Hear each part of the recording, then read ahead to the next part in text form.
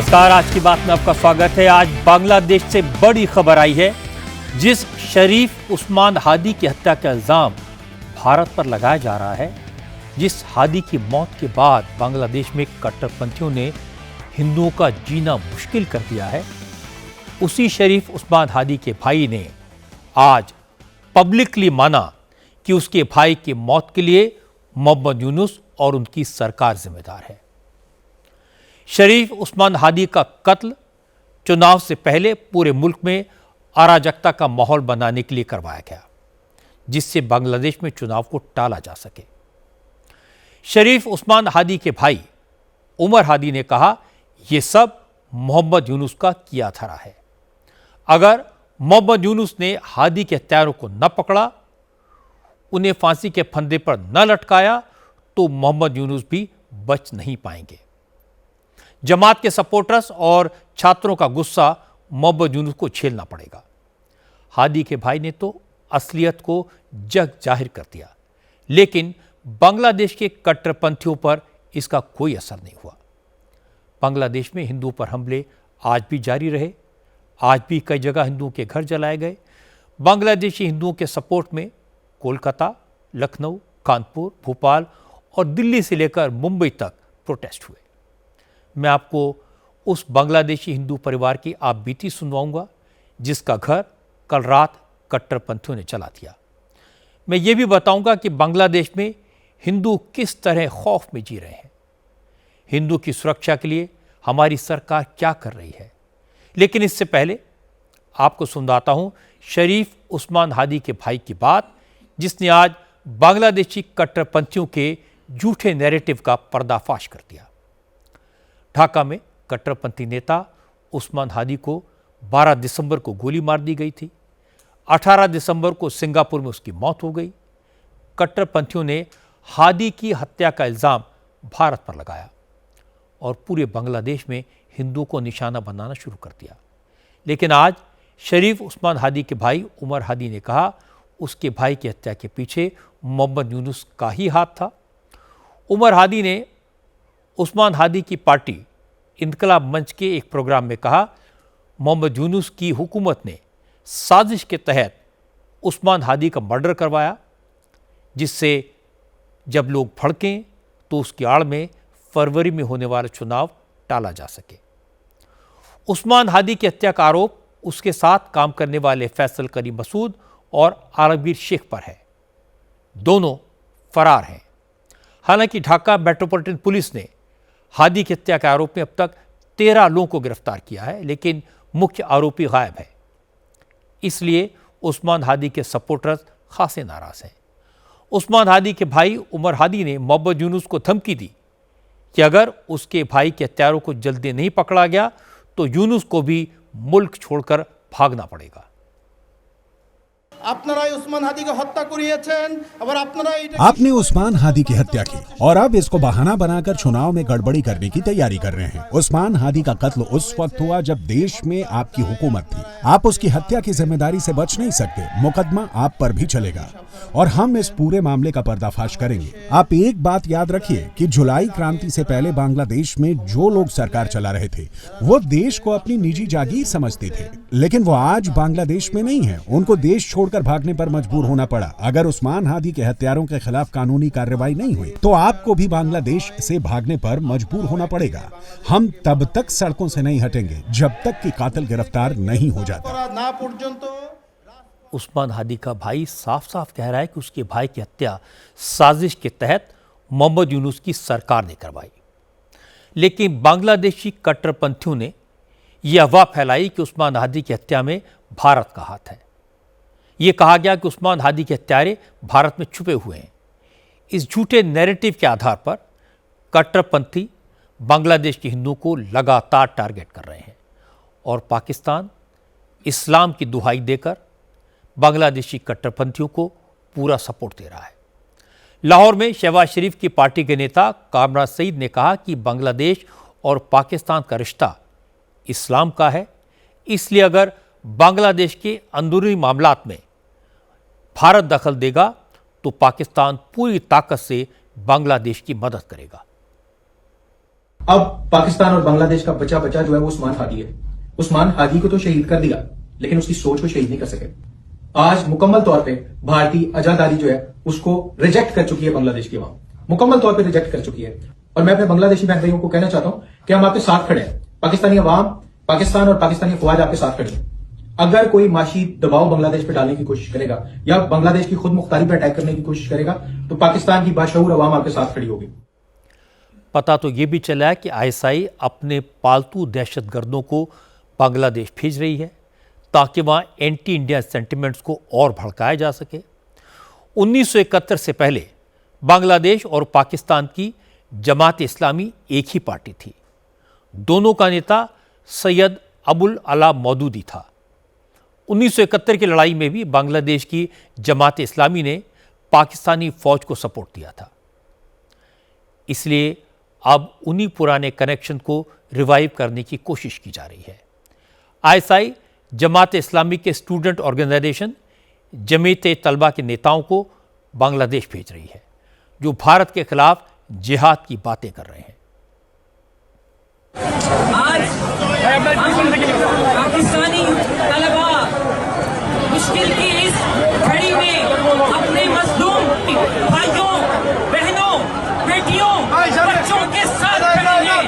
आज इस बांग्लादेश की सरजमीन पर हम ये वादे कर देना चाहते हैं कि इस्राइल का कश्मीर पर एक नाजायज कब्जा है। इन सारी हरकतों का, इस झूठे प्रोपेगेंडा का असर यह हुआ कि बांग्लादेश में हिंदुओं को चुन चुन कर निशाना बनाया जा रहा है। कल रात भी कई हिंदुओं के घर जलाए गए। चटगांव में हुई घटना के बाद पूरे बांग्लादेश के हिंदू सहमे हुए हैं। चटगांव में कल रात 2 हिंदुओं, जयंती संघा और बाबू शकुशील के घरों को आग के हवाले कर दिया गया। जिस वक्त कट्टरपंथियों ने हिंदुओं के घरों को घेर कर आग लगाई, उस वक्त परिवार के लोग घर में सो रहे थे, लेकिन कट्टरपंथियों की भीड़ ने पहले हिंदुओं के घरों पर बाहर से ताले लगा दिए। इसके बाद घरों में आग लगा दी। घर के भीतर सो रहे लोगों को किसी तरह से खिड़कियां तोड़कर बाहर निकलना पड़ा। इन लोगों की जान तो बच गई, लेकिन पूरा घर जलकर खाक हो गया। अब जयंती संघा और बाबू सुखशील के परिवार सड़क पर आ गए हैं। घरों को आग लगाने के बाद इस्लामिक कट्टरपंथियों ने गांव में एक पोस्टर भी लगाया, जिसके जरिए हिंदुओं को लास्ट वार्निंग दी गई। कहा गया कि हिंदू अपनी हरकतें सुधार लें, वरना अंजाम बुरा होगा। कट्टरपंथियों के इस हमले से हिंदू परिवार डरे हुए हैं। इन लोगों ने कहा कि बांग्लादेश उनका अपना मुल्क है, लेकिन अब अपने ही देश में वो बेगाने हो गए हैं। कट्टरपंथी हिंदुओं को निशाना बना रहे हैं और पुलिस प्रशासन खामोशी से तमाशा देख रहा है। ऐसे में हिंदू जाएं तो कहां जाएं?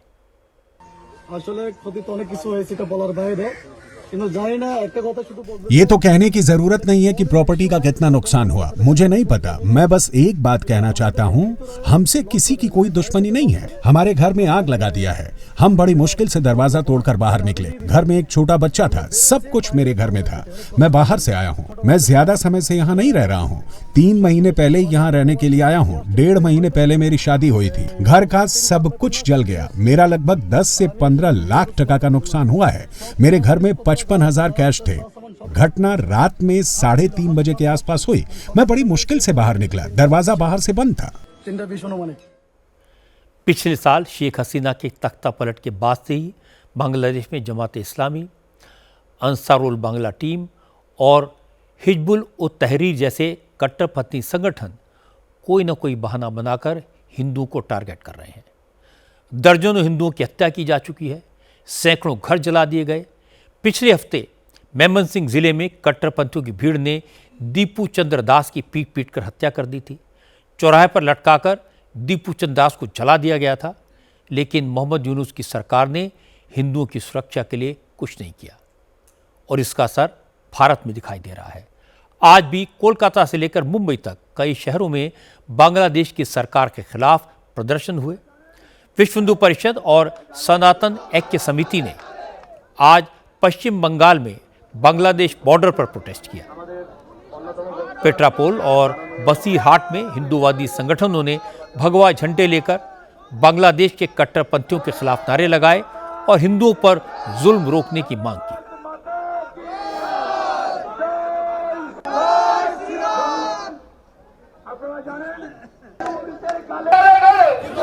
आज यूपी और झारखंड में भी बांग्लादेश के खिलाफ प्रोटेस्ट हुए। रांची में विष्णु परिषद और दूसरे संगठनों ने बांग्लादेश में हिंदुओं पर हो रहे हमलों के खिलाफ आवाज उठाई।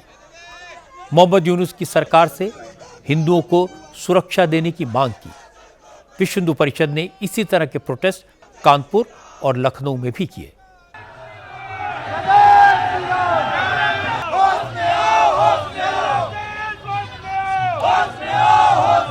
बांग्लादेश में एक तरफ आईएसआई लोगों को भारत के खिलाफ भड़काने में लगी है, दूसरी तरफ हिंदुओं को डराया जा रहा है और एक तीसरा वर्ग है जो यूनुस सरकार के खिलाफ आवाज उठा रहा है। कल से बांग्लादेश की राजनीति में एक और मोर्चा खुलेगा। बीमार पूर्व प्रधानमंत्री खालिदा जिया के बेटे तारिक रहमान इंग्लैंड से कल बांग्लादेश वापस लौटेंगे। तारिक रहमान इस समय बांग्लादेश नेशनलिस्ट पार्टी के वर्किंग प्रेसिडेंट हैं। तारिक चुनाव लड़ेंगे, प्रधानमंत्री कुर्सी के दावेदार होंगे। चूंकि शेख हसीना की पार्टी को चुनाव लड़ने से रोका जाएगा और बीएनपी ने जमीयत उलमा इस्लाम से भी अलायंस कर लिया है, यानी तारिक रहमान के प्राइम मिनिस्टर बनने का पूरा चांस है। इसलिए उनके समर्थक जोश में हैं और जोश का आलम यह है कि तारिक रहमान के स्वागत के लिए 50 लाख से ज़्यादा लोगों को ढाका लाने का दावा किया जा रहा है। लोगों को लाने के लिए 10 ट्रेन बुक कर ली गई हैं और ढाका के शाहजलाल एयरपोर्ट पर समर्थकों की भीड़ अभी से जमा होने लगी है। ये बांग्लादेश की राजनीति में बड़े बदलाव का संकेत है। बांग्लादेश में हिंदुओं पर हो रहे अत्याचार का मुद्दा आज उत्तर प्रदेश असेंबली में भी उठा। योगी आदित्यनाथ ने विधानसभा में दीपू चंदास की हत्या की बात की। कहा कि समाजवादी और कांग्रेस के लोग गजा पट्टी के हालात पर तो आंसू बहाते हैं, लेकिन बांग्लादेश में हिंदुओं की हत्या पर चुप्पी साध लेते हैं। योगी आदित्यनाथ ने कहा कि विपक्ष के लोग गजा के मुद्दे पर कैंडल मार्च निकालते हैं, लेकिन बांग्लादेशी हिंदुओं का दर्द उन्हें दिखाई नहीं देता। ये दोहरा रवैया, ये तुष्टीकरण की राजनीति अब देश के लोग सहन नहीं करेंगे। योगी ने कहा कि जो बांग्लादेशी और रोहिंग्या घुसपैठिए यूपी में हैं, उन सब के खिलाफ एक्शन होगा। एक एक घुसपैठियों को बाहर निकाला जाएगा। देखो, बांग्लादेश में एक दलित नौजवान को कैसे जला दिया गया। आप लोग गाजा पट्टी में होने वाले किसी भी उस पर आंसू बहाते हैं, लेकिन आपकी जवान से एक शब्द नहीं निकल रहा है, क्योंकि एक दलित नौजवान मारा गया बांग्लादेश में और उस नौजवान के मरने पर आपकी जवानी सिल चुकी है, क्योंकि आप उसको केवल वोट बैंक के रूप में इस्तेमाल करते हैं। ये राजनीति नहीं है पांडे जी, ये राजनीति नहीं है, ये वो सच्चाई है जो आपकी तुष्टीकरण की नीति है, जिसके कारण बांग्लादेश बना है। अगर बांग्लादेश पाकिस्तान नहीं बना होता, इस तरीके से हिंदू नहीं जलाया होता, और जलाता तो फिर उसकी क्या दुर्गति होती या वह भी जानता। ये सुरक्षा की गारंटी, वहां मारे जा रहे हैं हिंदू, आप लोग नहीं बोलेंगे। एक कैंडल मार्च निकाल के चलते हैं गांजा के मुद्दे को लेकर के, लेकिन पाकिस्तान और बांग्लादेश में हिंदू मारा जाता है तो आपके मुंह बंद हो जाते हैं, क्योंकि मरने वाला हिंदू है, दलित है, आप बोलेंगे नहीं। और यही सच्चाई है। निंदा प्रस्ताव पारित होना चाहिए और ये प्रस्ताव नेता विरोधी दल की तरफ से आना चाहिए कि इस घटना की हम भर्त्सना करते हैं और बांग्लादेश सरकार को इस बात की चेतावनी देता हूं। और इसीलिए हम कह रहे हैं, नोट करना, ये चीजें होनी चाहिए और हमारा भी प्रयास होना चाहिए। जब बांग्लादेशी को यहां से निकालेंगे और रोहिंग्या को यहां से बाहर का रास्ता दिखाएंगे तो उनके समर्थन में मत आना, क्योंकि उनमें से बहुत सारे लोगों के वोट आपने बनवाए हैं, उनके बहुत सारे लोगों के लिए आधार भी बनवाने का पाप किया है आप लोगों ने। इसलिए इन चीजों को ध्यान में रखना और एक एक चीज की स्क्रीनिंग होगी, बहुत प्रभावी कार्रवाई करेंगे। हमारे ही देश में रह करके ही हमारे लोगों के खिलाफ अपराध और वहां पे निर्दोष हिंदुओं पर अत्याचार करोगे, निर्दोष सिखों पे अत्याचार करोगे, यह स्वीकार्य नहीं हो सकता है।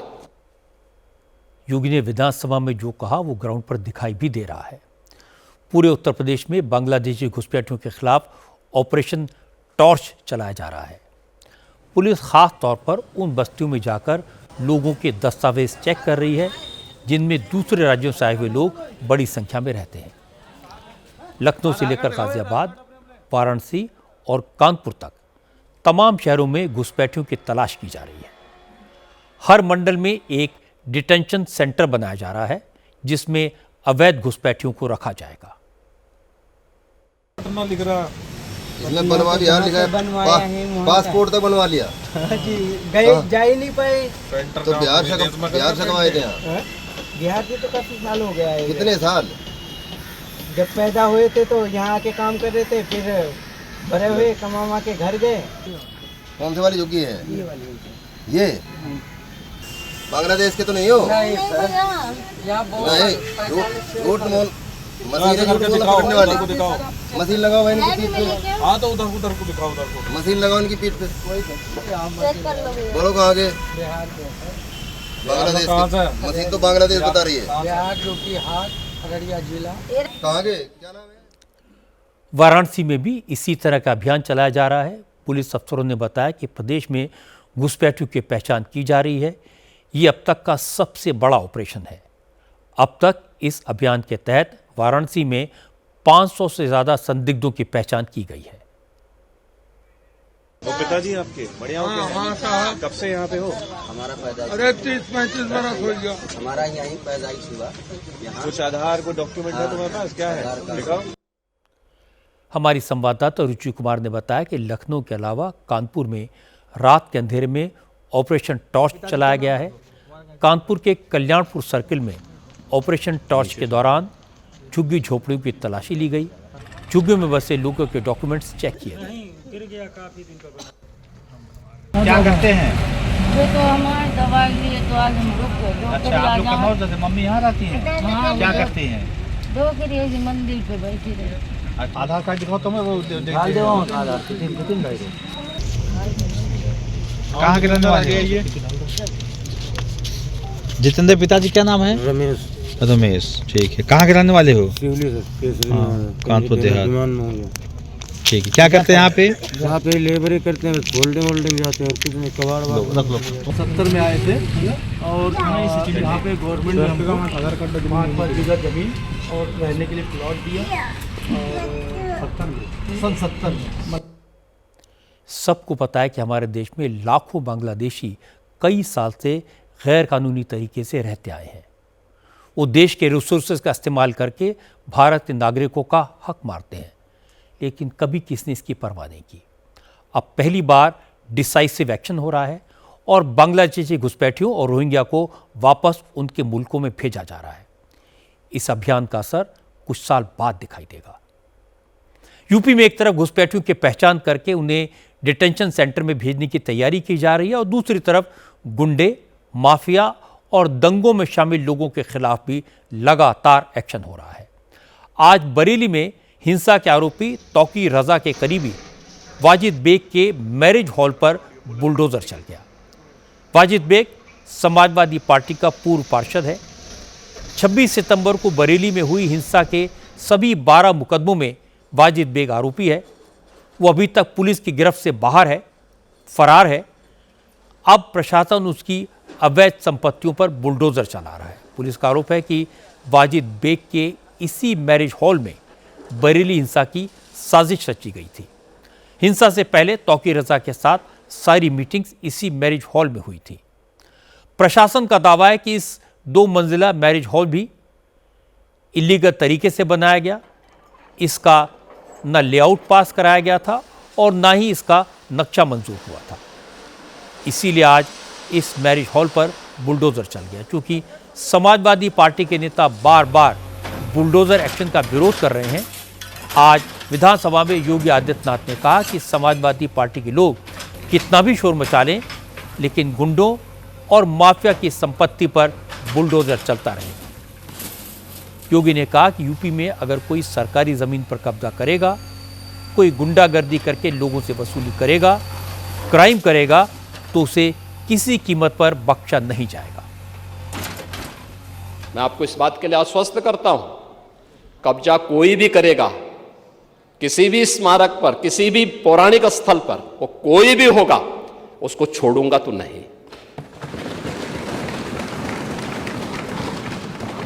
आपके जिले में भी कुछ लोग कब्जा करना चाहते हैं। देखिए, अवैध अतिक्रमण जो भी करेगा वह तो हटना चाहिए। देखो, एक सरकारी जमीन, सरकारी भूमि गरीब के लिए होनी चाहिए। देखिए, मुझे अफसोस हो रहा था जब यहाँ पे ग्रामीण अभिलेख से जुड़े हुए एक बिल को प्रस्तुत किया गया, समाजवादी पार्टी ने उसका विरोध किया। अगर उस आबादी की लैंड पर या किसी सरकारी लैंड पर कोई माफिया कब्जा करके जबरदस्ती उसको मॉल बना करके या कोई वसूली का अड्डा बना करके उसके माध्यम से अनैतिक और अवैध गतिविधियों का संचालन करके कोई छांगुर जैसा व्यक्ति वहां पे अनैतिक गतिविधियों का संचालन करेगा, तो उस पर बुलडोजर भी चलेगा, उसको भी कोई रोक नहीं सकता। और इसलिए सुरक्षा का ये वातावरण हर व्यक्ति के लिए आवश्यक है। एक ज़माना था जब उत्तर प्रदेश में सरकारी ज़मीनों पर कब्जा आम बात थी। जिसका भी बस चलता था वो कब्जा करके अपने महल खड़े कर लेता था, दुकानें बना लेता था। लेकिन अब वक्त बदल गया है, सरकारी ज़मीनों को खाली कराया जा रहा है। और अच्छी बात है कि गुंडों और माफिया से खाली कराई गई ज़मीन पर गरीबों के लिए घर बनाए जा रहे हैं। योगी आदित्यनाथ ने कहा कि सरकार का मैसेज क्लियर है, माफिया कोई भी हो, कितना भी बड़ा हो, किसी भी पार्टी से संबंध रखता हो, यूपी में उसकी खैर नहीं। और ये बात नकल माफिया पर भी लागू होती है। असल में योगी आदित्यनाथ ने यूपी में शिक्षा सेवा चयन आयोग का अध्यक्ष यूपी के रिटायर हुए डीजीपी प्रशांत कुमार को बना दिया है। इस पर विपक्ष के नेताओं ने सवाल उठाए थे। इसीलिए आज योगी ने बताया कि उन्होंने प्रशांत कुमार को शिक्षा सेवा चयन आयोग का अध्यक्ष क्यों बनाया। आज उत्तर प्रदेश का नौजवान नौकरी प्राप्त कर रहा है। क्या शिक्षा में, क्या उत्तर प्रदेश लोक सेवा आयोग में, क्या अधीनस्थ सेवा चयन आयोग में, क्या पुलिस भर्ती बोर्ड में, और भर्ती की इस प्रक्रिया को ही पारदर्शी बनाने के लिए हम लोगों ने हरेक स्तर पर उस प्रकार के तंत्र को विकसित किया है। और इसीलिए शिक्षा आयोग में भी उत्तर प्रदेश के रिटायर्ड डीजीपी को बिठाया है कि जैसे माफिया की कमर तोड़ी गई है, नकल माफिया की कमर को भी वहां बैठ करके ऐसे तोड़ना है। क्योंकि नकल माफिया आदत तो आप लोगों ने खराब की थी, लेकिन उनकी आदत को सुधारने का काम, क्योंकि जब भी कोई हैंकड़ी दिखाता है तो उसकी हैंकड़ी को ठीक करने का काम भी सरकार का होना चाहिए। और यही हमारे पद की शपथ भी है, एक सज्जन को सुरक्षा, लेकिन दुर्जन को ठिकाना लगाने का काम। परित्राणाय साधूनाम विनाशाय च दुष्कृताम, यही तो है। और इसी के लिए बैठे हैं, भजन करने के लिए थोड़ा बैठे हैं। भजन करना तो हमारे पास मठ पर्याप्त है, उसी में कर लेते हैं। उत्तर प्रदेश में नकल माफिया और पेपर लीक एक बड़ी प्रॉब्लम रही है। भर्तियों में भी जमकर गड़बड़ी होती थी। अगर योगी आदित्यनाथ नकल माफिया की कमर तोड़ पाए, पेपर लीक को पूरी तरह रोक पाए, तो ये बड़ा काम होगा। यूपी से आज एक और बड़ी सियासी खबर आई। लखनऊ में हुई बीजेपी के ब्राह्मण विधायकों की मीटिंग की बहुत चर्चा है। यूपी विधानसभा में 52 विधायक ब्राह्मण हैं। इनमें 46 बीजेपी के हैं और 40 में से करीब 40 एमएलए की मीटिंग हुई। कुशीनगर से बीजेपी के विधायक पीएन पाठक के घर पर बीजेपी के 40 ब्राह्मण विधायक सहभोज पर मिले। पता चला कि दूसरी पार्टियों के भी कुछ ब्राह्मण विधायक इस मीटिंग में पहुंचे थे। दावा तो यह किया जा रहा है कि ब्राह्मणों की ताकत दिखाने के लिए, प्रेशर ग्रुप क्रिएट करने के लिए यह मीटिंग की गई। हालांकि सहभोज में शामिल नेताओं ने इस बात से साफ इनकार किया। पीएन पाठक ने कहा कि लोग कुछ भी कहें, लेकिन हकीकत यही है कि अचानक साथ बैठकर खाने का प्लान बना। जितने लोग पहुंच सकते थे वो सब सहभोज में शामिल हुए। इस मीटिंग का राजनीति से कोई लेना देना नहीं था। परसों हम लोग विधानसभा में थे तो इसी चर्चा हो रहा था कि जाड़े का मौसम है और कहीं लिट्टी चोखा खाया जाए। तो निकल के उसमें आया कि भाई पाठक जी आप कराइए। हमने कहा चलिए तो अच्छी बात है। उसी संदर्भ में सभी विधायक जो वहां उपलब्ध थे उनसे बात होती गई और कल शाम को सहभोज हुआ है। फलाहार और सहभोज दोनों था। इत्तेफाक से सारे विधायक बीजेपी के थे और सारे विधायक ब्राह्मण थे? नहीं, उसमें हमारे भूमिहार ब्राह्मण हैं, हमारे धर्मेंद्र जी भी थे। ऐसा थोड़ी है कि केवल इसमें बुराई क्या है बताइए। नहीं, बुराई कोई भी नहीं है। कहा यह जा रहा है कि जो अगस्त के महीने में क्या क्या ब्राह्मण नाराज हैं, ऐसा कोई बात ही नहीं है। हम लोग पूरा संतुष्ट हैं, ऐसी कोई बात नहीं है। अच्छा, जो छत्रियों की एक कुटुंब बैठक हुई थी, क्या ये उसका जवाब है, रिप्लाई है कि भाई आपकी बैठक हुई तो हम भी बैठक कर लें? संदर्भ से ना देखा जाए इसको। चर्चा किन किन मुद्दों पर जरा वो बता दीजिए जो चर्चा हुई। वो केवल SIR के बारे में चर्चा हुआ है, क्षेत्र के डेवलपमेंट के बारे में और परिवार के बारे में, बच्चों के बारे में। जो आप होता ही है जब चार लोग मिलते हैं, भाई आपका क्या हो रहा है, बच्चे क्या कर रहे हैं, यही सब चर्चा हुई है। यूपी सरकार में मंत्री दया शंकर सिंह ने भी कहा कि विधायकों का आपस में मिलना, उठना बैठना आम बात है। विधायकों की मीटिंग को किसी जाति के चश्मे से नहीं देखना चाहिए।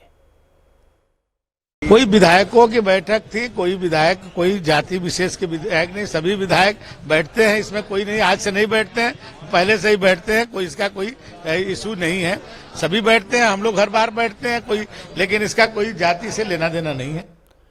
लेकिन समाजवादी पार्टी के नेता शिवपाल सिंह यादव ने मजा लिया। उन्होंने कहा बीजेपी में ब्राह्मणों की कोई इज्जत नहीं है, इसलिए मीटिंग करने से कुछ नहीं होगा।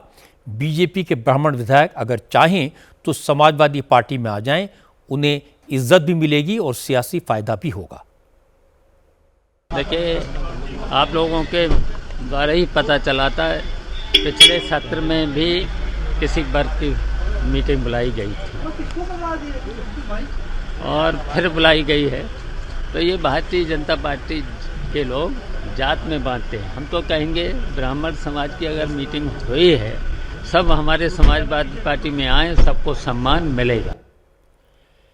ये बेकार की बात है कि विधायक मिले और राजनीति पर कोई बात नहीं हुई। और ये बात भी बेकार की है कि ब्राह्मण विधायक मिले और ये कहा जाए इसे जाति की नज़र से न देखा जाए। इसमें राजनीति भी है और जाति भी। लेकिन ब्राह्मण विधायकों की मीटिंग के बाद शिवपाल यादव जो कह रहे हैं वो भी मुंगेरी लाल के हसीन सपने ही हैं। पिछले सेशन के वक्त राजपूत विधायकों की मीटिंग हुई थी। मुझे लगता है कि ब्राह्मण विधायकों की मीटिंग उसका रिएक्शन है और राजनीति में न ये कोई नई बात है न कोई बड़ी बात है। अब बात महाराष्ट्र की।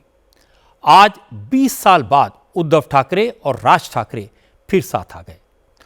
उद्धव ठाकरे और राज ठाकरे ने BMC चुनाव मिलकर लड़ने का ऐलान किया। इस मौके पर उद्धव की शिवसेना और MNS के सारे बड़े नेता भी मौजूद थे। मंच पर प्रबोधनकार ठाकरे, बाला साहब ठाकरे, बाला साहब की पत्नी मीनाताई ठाकरे और राज ठाकरे के पिता श्रीकांत ठाकरे की तस्वीरें लगाई गईं। शिवसेना और MNS के बीच अलायंस का ऐलान करते हुए उद्धव ने कहा कि महाराष्ट्र का नेतृत्व कोई ठाकरे ही कर सकता है, लेकिन दिल्ली में बैठे दो लोग मराठी मानुस का हक छीनने की कोशिश कर रहे हैं। इसलिए ठाकरे परिवार सारे विवाद भुलाकर मराठियों के सम्मान की लड़ाई लड़ने के लिए साथ आया है। उद्धव ने कहा, हम आज एक साथ आए हैं और अब कभी अलग नहीं होंगे। मुंबई महाराष्ट्राने मिळवल्यानंतर मुंबई महाराष्ट्र के हिस्से में आने के बाद बाहरी लोग मराठियों के ऊपर नाचने लगे थे। उस वक्त न्याय और हक के लिए शिवसेना का जन्म हुआ था।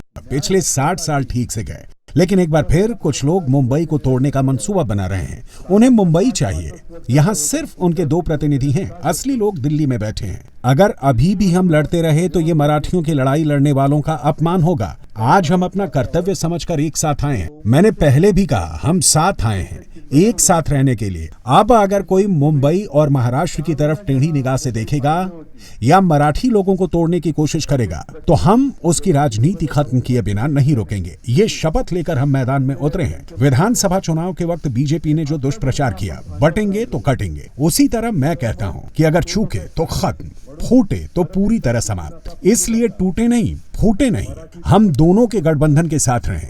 यही संदेश मैं पूरे महाराष्ट्र को देना चाहता हूं। परिवार की एकता दिखाने के लिए आज सुबह उद्धव राज ठाकरे के घर गए, उनकी मां का आशीर्वाद लिया।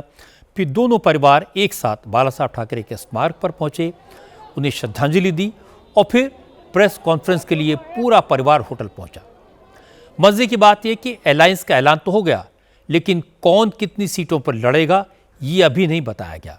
राज ठाकरे ने कहा सब कुछ तय है, लेकिन रणनीति के तहत सीट शेयरिंग का फार्मूला पब्लिक नहीं किया जा रहा, क्योंकि कुछ लोग उनके उम्मीदवारों को चुराने की कोशिश में लगे हैं। राज ठाकरे ने कहा कि गठबंधन के बाद एक बात तय है कि बीएमसी का अगला मेयर मराठी होगा और वो इसी गठबंधन से होगा। एक मुलाकात झाली होती, एक इंटरव्यू हुआ था। उस इंटरव्यू में मैंने कहा था कि मेरे लिए किसी भी विवाद या झगड़े से बड़ा महाराष्ट्र है। मुझे लगता है कि हमारे एक साथ आने की शुरुआत इस सेंटेंस से हुई। कौन कितनी जगह लड़ेगा, नंबर क्या है, ये आपको नहीं बताएंगे। महाराष्ट्र में फिलहाल छोटे बच्चों को चोरी करने वाली टोली घूम रही है। उसमें 2 और टोलियां जुड़ गई हैं। वो राजनीतिक पार्टियों से ऐसे बच्चों को चुराते हैं जो चुनाव लड़ने वाले होते हैं। उन बच्चों को दोनों पक्षों से उम्मीदवारी दी जाएगी। फॉर्म कब और कैसे भरना है ये आपको बताया जाएगा। आज आपके सामने केवल इतनी बात कहना चाहूंगा कि जिस दिन का इंतजार महाराष्ट्र कर रहा था वो आ गया है। शिवसेना और एमएनएस का गठबंधन हुआ है, ये मैं आपके सामने ऐलान करता हूं। उद्धव और राज के साथ आने को बीजेपी ने पॉलिटिकल रीयूनियन बताया। मुख्यमंत्री देवेंद्र फडणवीस ने कहा 2 भाई साथ आए हैं, ये खुशी की बात है, लेकिन महाराष्ट्र की जनता जानती है कि उद्धव और राज अपने अस्तित्व के लिए लड़ रहे हैं, मजबूरी में साथ आए हैं, इसलिए इससे महाराष्ट्र की राजनीति में कुछ बदलने वाला नहीं है। फडणवीस ने कहा कि उद्धव हो या राज, दोनों हिंदुत्व और मराठी अस्मिता की बातें सिर्फ कुर्सी पाने के लिए करते हैं, इसलिए उनकी बातों का कोई असर नहीं होगा। हाइप तो ऐसे क्रिएट की जा रही है मानो रशिया और यूक्रेन ही साथ में आ गया और ज़ेलेंस्की और पुतिन बात कर रहे हैं। इस प्रकार की हाइप 2 पार्टियां जो अपना अस्तित्व खोज रही है, जिन्होंने अपना अस्तित्व गंवा दिया है, जिन्होंने बार बार भूमिकाएं बदलकर लोगों के बीच अपने बारे में अविश्वास पैदा किया है, जिन्होंने तुष्टीकरण की नीति को अपनाकर एक प्रकार से अपना वोट बैंक खो दिया है, ऐसी 2 पार्टियां साथ में आई है, तो उनके साथ में आने से कौन सा फर्क पड़ने वाला है। ये तो दोनों अपना अस्तित्व बचाने के लिए साथ में आए हैं। अस्तित्व बचाने के लिए साथ में आकर कोई चुनाव नहीं जीता जाता। जो मुंबई के लोग हैं उन्होंने हमारा विकास का काम देखा है, मुंबई के लोगों ने हमने किया हुआ परिवर्तन देखा है, इसलिए मुंबई हमारे साथ है, मुंबई हमारे साथ रहेगी, हमारी महायुति मुंबई जीतेगी। मुझे तो अब ये लगता है कि हिंदू हृदय सम्राट शिवसेना प्रमुख बाला साहब ठाकरे के बाद अब उद्धव जी के पास या राज जी के पास कोई विचार ही बचा नहीं, इनके पास कोई विचार नहीं। ये अवसरवादिता की राजनीति करते हैं, विचारों की राजनीति इन्होंने समाप्त कर दी, इन्होंने दफना दी। विचारों की राजनीति को दफना कर अवसरवादिता की राजनीति करते हैं, इसलिए तुष्टीकरण कर रहे हैं। ठाकरे ब्रदर्स पर निशाना एकनाथ शिंदे ने भी साधा। शिंदे ने कहा कि ठाकरे भाइयों का सियासी मिलन महाराष्ट्र और मराठी मानुस के लिए नहीं है, ये लोग अपने स्वार्थ के लिए गले मिले हैं। शिंदे ने कहा कि उद्धव और राज ठाकरे ने बाला साहब के विचारों को छोड़ दिया, जबकि उन्होंने बाल ठाकरे की विरासत को आगे बढ़ाया, इसलिए अब उद्धव और राज कुछ भी कर लें, उन पर कोई भरोसा नहीं करेगा। ये विकास का नहीं है, ये कुर्सी का किस्सा है, ये सत्ता का किस्सा है, ये वोट का लालच, वोट की नीति है, ये नोट की नीति है। उनको क्या चाहिए? इतने साल उन्होंने सत्ता भोगी है, क्या मुंबई के लिए किया है? बाला साहब ठाकरे जी के विचार को हम आगे बढ़ा रहे, तो उन्होंने जो जो कहा है वो हम सब करेंगे, उतनी हिम्मत हमारे में है। ये सिर्फ कुर्सी है, ये सत्ता हथियाने के लिए, ये सोने का अंडा देने वाली मुर्गी मुंबई ऐसे तरीके से देखते हो। उनको क्या लेना देना नहीं, मुंबई वासियों से नहीं, मराठी मानुष के साथ नहीं, उनको सिर्फ चाहिए कुर्सी। और लोग जान चुके हैं इतने सालों में मुंबई के लिए क्या किया है। ये एक तो काम बतावे। आप लोग बच्चे अपने नहीं संभाल सकते तो मुंबई क्या संभालेंगे, राज्य क्या संभालेंगे? पहले बच्चे को तो संभालो। हमारे महायुति में एक विकास का एजेंडा लेकर हम जा रहे हैं। कौन कितना लड़ता है, ये लड़ाई उसमें सामने वालों में है। वो स्वार्थ की लड़ाई है, हमारी विकास की लड़ाई है। उद्धव की शिवसेना और एमएनएस ने आज सिर्फ बीएमसी चुनाव के लिए गठबंधन की घोषणा की है। पता चला है कि बीएमसी के अलावा दोनों पार्टियां ठाणे, कल्याण, डोंबिवली, मीरा भाईंदर, नवी मुंबई का म्यूनिसिपल इलेक्शन भी मिलकर लड़ सकती हैं। उद्धव और राज में बात बन गई है, लेकिन महाविकास अघाड़ी का गणित इस नए अलायंस ने बिगाड़ दिया। उद्धव चाहते थे कि राज ठाकरे को भी अघाड़ी में शामिल कर लिया जाए। शरद पवार तो राजी हो गए, लेकिन कांग्रेस किसी कीमत पर राज ठाकरे के साथ हाथ नहीं मिलाना चाहती। संजय राउत ने कहा कि दोनों भाइयों के बीच तो परिवार का मामला है, सीटों का कोई झगड़ा नहीं है, लेकिन अगर कांग्रेस साथ आ जाती तो बीजेपी को हराना आसान हो जाता। नंबर शेयरिंग जो होता है वो व्यापार होता है राजनीति में। आपको इतना सीट शेयरिंग, वो व्यापार है। यहाँ भाइयों में व्यापार नहीं है, ये फैमिली है, समझा? हम देख लेंगे हमको क्या करना है। कांग्रेस को भी आखिरी देखिए, कांग्रेस को हमने बहुत बार रिक्वेस्ट किया है कि बीजेपी को अगर हमको हराना है तो आपको साथ आना होगा। लेकिन कांग्रेस ने दो टूक जवाब दे दिया। विजय वटेटीदार ने कहा कांग्रेस बीएमसी इलेक्शन अकेले अपने दम पर लड़ेगी। महाराष्ट्र के दूसरे नगर निगमों में जहां उद्धव और राज साथ साथ नहीं होंगे, वहां कांग्रेस शरद पवार के एनसीपी और उद्धव की शिवसेना के साथ अलायंस कर सकती है। नहीं, हमें तो खुशी है, दो भाई एक आए हुए, हमें कोई उसमें दुख व्यक्त करने का सवाल नहीं आता। हमने आगाड़ी करके उद्धव जी और पवार साहब के साथ में आगाड़ी थी, कल थी, आज है और आगे भी रहेगी। हम लोग उनके साथ में चुनाव लड़ने में कभी हिचकिचाए नहीं। और रहा सवाल मनुष्य की एंट्री होने के बाद में, हमारी भूमिका हमने जाहिर किया है। हम लोग अलग लड़ना चाहते हैं और हमारा निर्णय हो चुका है। इसीलिए वो दो भाई एक साथ आने के बाद हमें कोई फ़र्क पड़ेगा ऐसा हमें लगता नहीं। हम स्वतंत्र चुनाव लड़ेंगे, अलग से चुनाव लड़ेंगे और हमें अच्छा रिजल्ट मिलेगा। कांग्रेस को लगता है अगर राज ठाकरे के साथ अलायंस किया तो उत्तर भारतीयों और मुसलमानों का वोट खिसक सकता है। लेकिन मजे की बात है कि जिस वक्त मुंबई में उद्धव और राज ने अलायंस का ऐलान किया, उस वक्त मुंबई जमीयत उलमाए हिंद के अध्यक्ष मौलाना सिराज खान भी वहां मौजूद थे।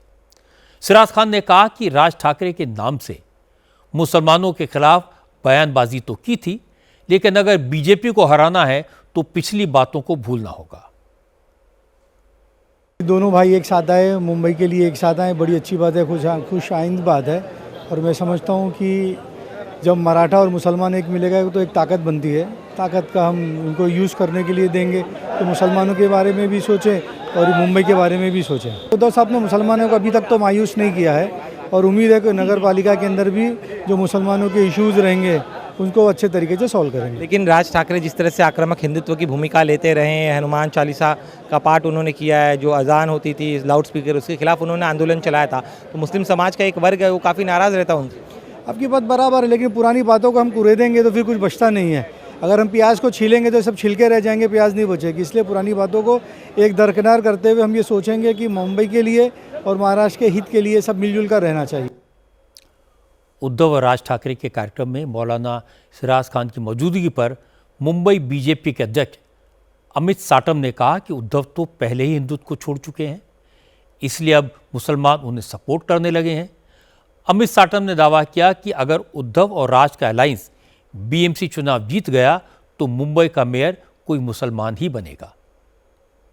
उद्धव ठाकरे ने अपनी पार्टी में रशीद मामू नाम के एक व्यक्ति को लिया है जो औरंगाबाद के माजी महापौर है, जिनके ऊपर हिंदुओं के ऊपर हमला करना, पाकिस्तान जिंदाबाद की घोषणा देना, इस प्रकार के आरोप, इस प्रकार के केसेस उनके ऊपर है। राज ठाकरे और उद्धव ठाकरे की युति होते समय जमाते उलेमाए हिंद के पदाधिकारी वहां पर उपस्थित थे।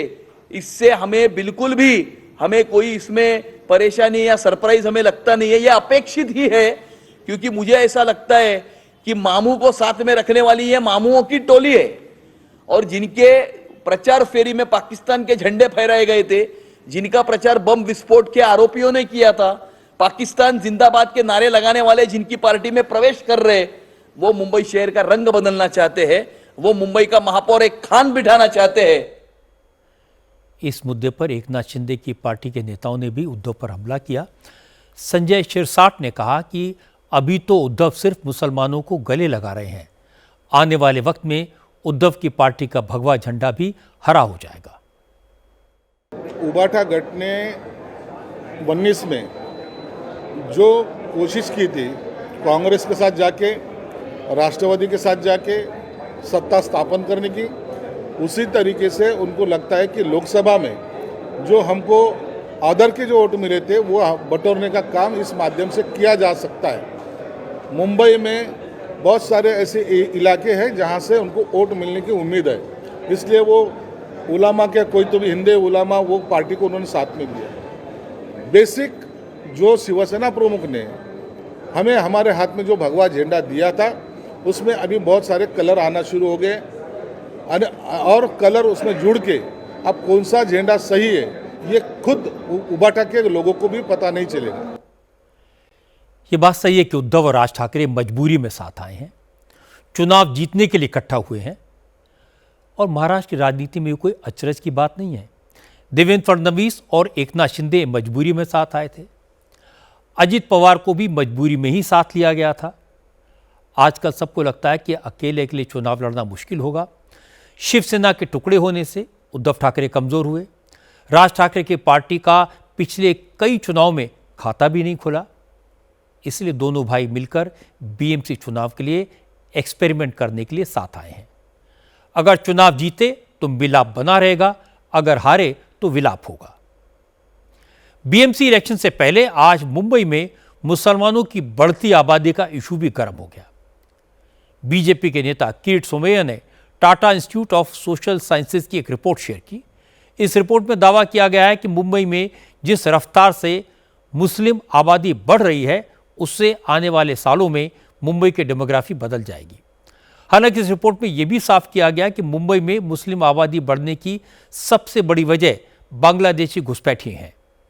रिपोर्ट तैयार करने वाले शौविक मंडल ने कहा, घुसपैठिए देश के लिए बड़ा खतरा है, इसलिए घुसपैठियों की पहचान करके उन्हें देश से निकालना जरूरी है।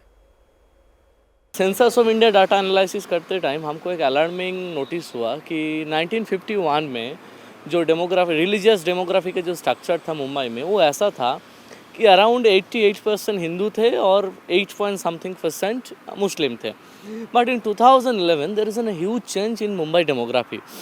The Hindu population has reduced to around 66% and the Muslim population has increased to around 21%. But existing literature और एक चीज़ अलार्मिंग चीज़ के ऊपर बताता है, जो चीज़ है कि इलीगल इमिग्रेशन फ्रॉम बांग्लादेश। करीब 1 साल हमारा फील्ड चला, तो फील्ड चलने के बाद हमने ये ऑब्जर्व किया जी 50 to 60 पॉकेट्स है मुंबई में जहाँ पे बांग्लादेशी लोग इलीगल तरीक़ा से रह रहा है, और इसमें से कुछ पॉकेट में उनका नंबर बहुत ज़्यादा है, कुछ पॉकेट में नंबर बहुत कम है। हमने ये जानने का कोशिश किया जी is there any serious threat for our society, तो हमको ये नज़र आया जी yes it is serious threat. तो कोई एडहॉक पॉलिसी इसमें काम नहीं करेगा, there should be strict action और there should be strict rule for deportation of this illegal Bangladeshi immigration from India.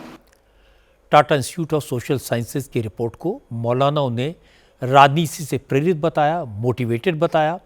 Raza academy के उपाध्यक्ष मौलाना खलीलुर रहमान नूरी ने कहा कि बीएमसी का इलेक्शन होने वाला है, इसीलिए हिंदुओं को डराने के लिए इस तरह की रिपोर्ट सामने लाई गई है।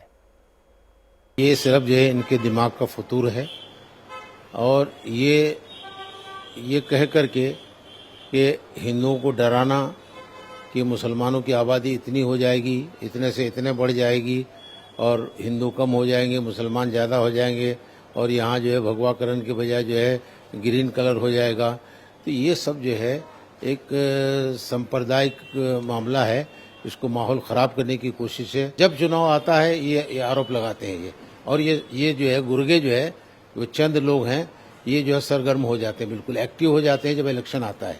अभी चूँकि कॉरपोरेशन इलेक्शन है, मुंबई का भी है और पूना का भी है और नागपुर का है, मुख्तलिफ जगहों का है, तो माहौल किस तरह से बिगाड़ना ये उनको आता है। लेकिन महाराष्ट्र सरकार के मंत्री मंगल प्रभात लोढ़ा ने कहा कि रिपोर्ट बिल्कुल सही है, महाराष्ट्र सरकार इसे बहुत गंभीरता से ले रही है और बहुत जल्द मुंबई से घुसपैठियों को बाहर निकालने का अभियान शुरू होगा। नई सरकार के आने के बाद में इस पर कार्रवाई शुरू हुई है। कुछ राजनीतिक दलों ने, राजनीतिक नेताओं ने अपने वोट बैंक की राजनीति के अंदर मुंबई को बर्बाद करने का बीड़ा उठाया था, पर वो सफल नहीं हो पाएंगे। एक उदाहरण के लिए मालाड में 2010 के अंदर जब रीऑर्गेनाइजेशन हुआ, उस समय एक जाति विशेष की संख्या वोटिंग परसेंटेज 17 था, 10 वर्षों के अंदर वो बढ़कर 32% हो गया। ये क्या है? ये आंखें खोलने वाली घटना है। जागो, सोचो और समाज को, अकेले को सरकार के भरोसे न छोड़कर समाज को भी आगे आना चाहिए, तभी मुंबई को हम बचा के रख सकेंगे। ये बात सही है कि मुंबई की डेमोग्राफी बदली है, लेकिन हिंदू कितने कम हुए हैं, मुसलमान कितने बढ़े हैं, इसकी कोई डेफिनेट फिगर अभी नहीं है। 2027 में सेंसस होगा, जनसंख्या की असली गिनती तभी सामने आएगी। अभी मुस्लिम आबादी बढ़ने की जो बात उठाई जा रही है, उसकी वजह यह है कि मुंबई में बीएमसी के इलेक्शन होने वाले हैं। लेकिन अगर मुंबई में बांग्लादेशी घुसपैठिए हैं, अगर रोहिंग्या हैं, तो उन्हें मुंबई से निकालना ही चाहिए। अब बात दिल्ली के पोल्यूशन की, जिससे यहां रहने वाले सब लोग परेशान हैं। दिल्ली सरकार ने हालांकि आज दावा किया कि पोल्यूशन की हालत में सुधार हुआ है। आज दिल्ली में एवरेज AQI 271 दर्ज किया गया। दिल्ली की हवा अब सीवियर कैटेगरी से वेरी पुअर कैटेगरी में आ गई, इसलिए सरकार ने ग्रेड 4 की पाबंदियों को हटा दिया। लेकिन दिल्ली हाई कोर्ट पॉल्यूशन को लेकर काफ़ी चिंतित है।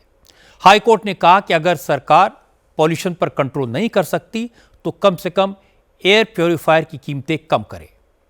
हाई कोर्ट ने सुझाव दिया कि एयर प्योरीफायर को मेडिकल डिवाइस माना जाए और फिलहाल एयर प्योरीफायर जो 18% GST देता है, उसे घटाकर 5% किया जाए। कोर्ट ने जल्दी से जल्दी GST काउंसिल की मीटिंग बुलाकर इस मामले पर फैसला लेने को कहा। अब इस मामले की अगली सुनवाई 26 दिसंबर को होगी।